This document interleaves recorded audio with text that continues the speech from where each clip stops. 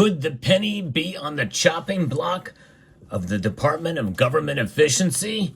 Well, we'll decipher what they said about this illustrious coin, our smallest denomination, as we explore.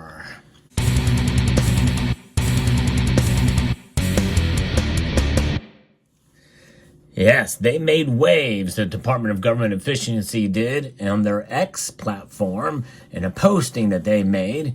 Now, I'm going to go through it with you, but they referred to this coin as the penny. Now, for simplification purposes, that's in the title, and a lot of people, that's what they recognize it as. And even the U.S. Mint itself uses the term when they shouldn't. It is technically a cent. We don't have pennies here in the United States of America.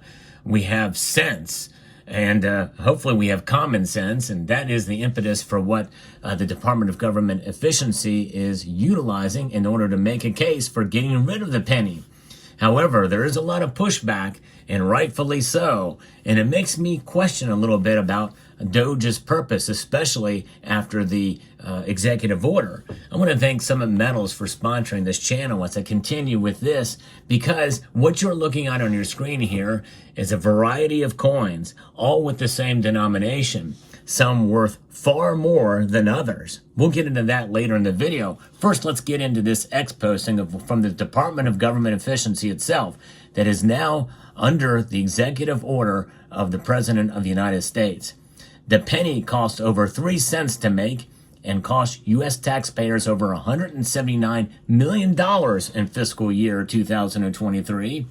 The Mint produced over 4.5 billion pennies, quote unquote, in fiscal year 2023, which is around 40% of the 11.4 billion coins in circulation produced. So a penny for your thoughts. In other words, or 3 cents, they want to get your view on it. And there is a lot of pushback from people in the comments section, and I think rightfully so, because you get rid of the penny or the cent, that means that everything is going to be rounded up. And making that happen is not going to be very easy anyway. Now remember, things can come in, and I don't think they should, under a fraction of a cent. In fact, we see the markets move for precious metals. They can move in fractions of a cent. I've actually talked about that on my Market Report live stream every Sunday night at 6 p.m. Eastern Time. But notwithstanding in this particular case, well, the penny here is the smallest denomination. In my view, that should be the way things move, in 1 cent increments. I don't think there should be fractions of a cent, but that's just not the way it is apparently these days. So what about this? What is going on here with the quote penny?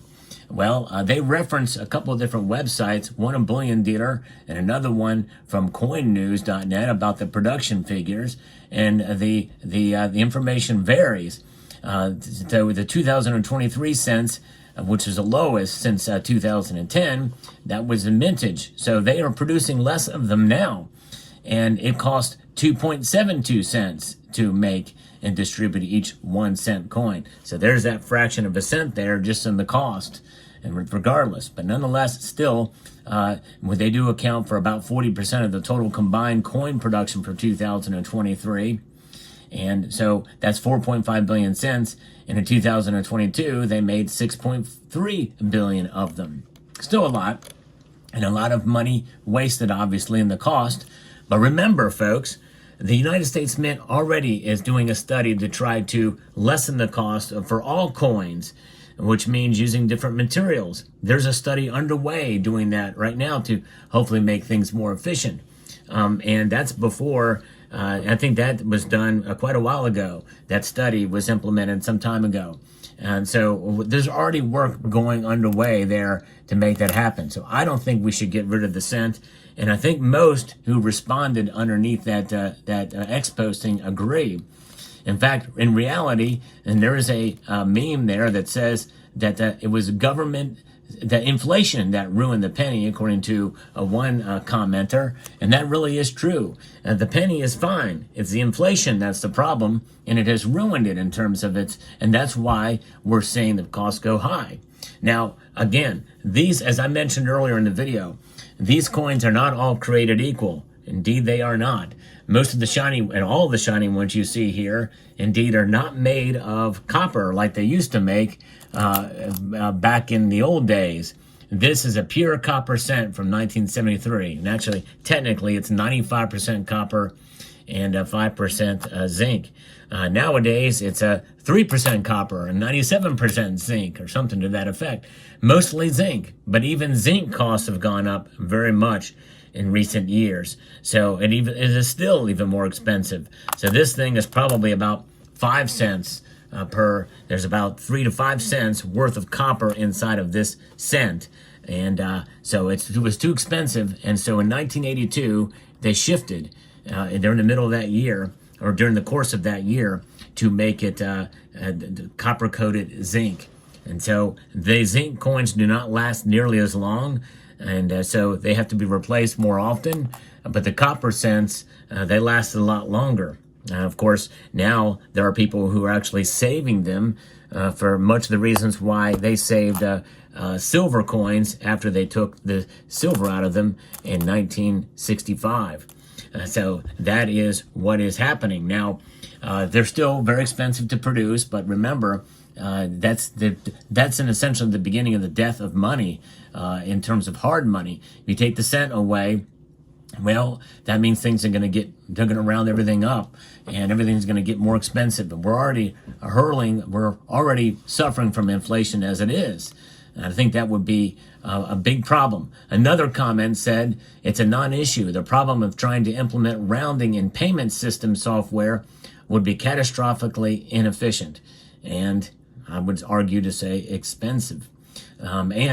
Michael says here, find cheaper and better ways to mint, and they are. There's actually a study that's going out and a research right now and a report about other materials that could find a way to mint in materials. Find an efficient way to get it done cheaper.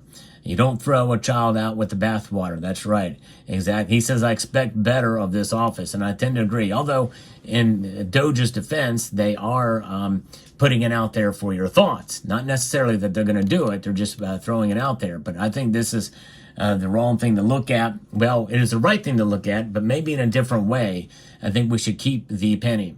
And so, yes, and another user says, we love our U.S. penny, but we demand it be pure copper again. Bring back real money. Exactly right. Which means that we would have to have the dollar come back under a new system to where it is actually valued like it was before. And that would be nice for sure. And but cash is something that is still very popular for sure. Still is very, very popular, and people are using cash, including pocket change. Yes, indeed. So there that is. Now, I am a little bit concerned about DOGE in general. This is something that is, I think, could potentially be bad, not only for the Department of Government Efficiency to get rid of the cent, but how this department was created by the executive order.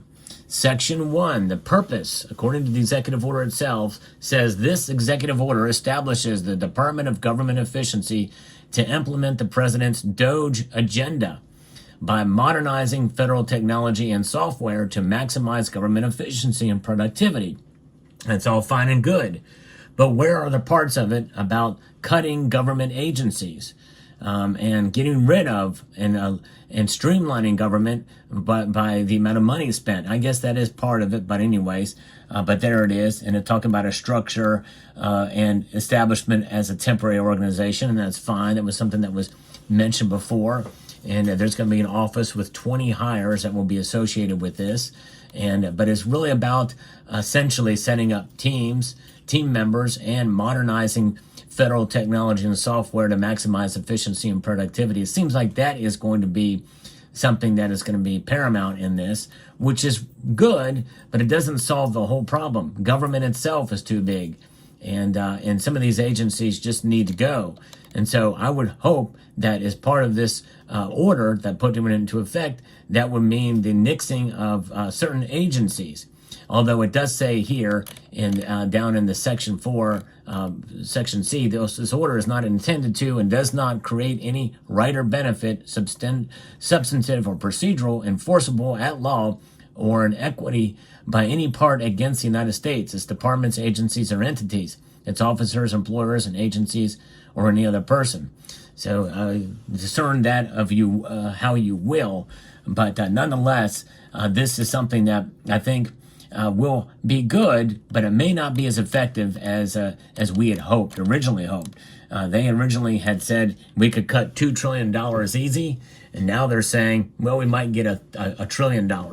And I hate to say it, but $1 trillion that is being spent every 100 days as of before January 20th, and it's going to take $1 trillion until July 4th of 2026, which is well over a year and a half from now. That's a lot of hard work to cut a pittance of money that can be spent every 100 days. It's just it seems like the vision has scaled back a bit, especially that we now know that Vivek Ramaswamy is not involved in it. But it's interesting what they say, and they bring up the penny, and that they reference certain websites and to talk about it. But nonetheless, do you think that this will have an effect? Do you think that DOGE will get rid of the penny or the cent? In reality, is what it is. Let me know down in the comments section below. So I hope you found this video informative, insightful, and educational. Would like to extend a multitude of gratitude to each and every one of you for taking the time to watch, and to encourage you to please rate, share, comment, and subscribe.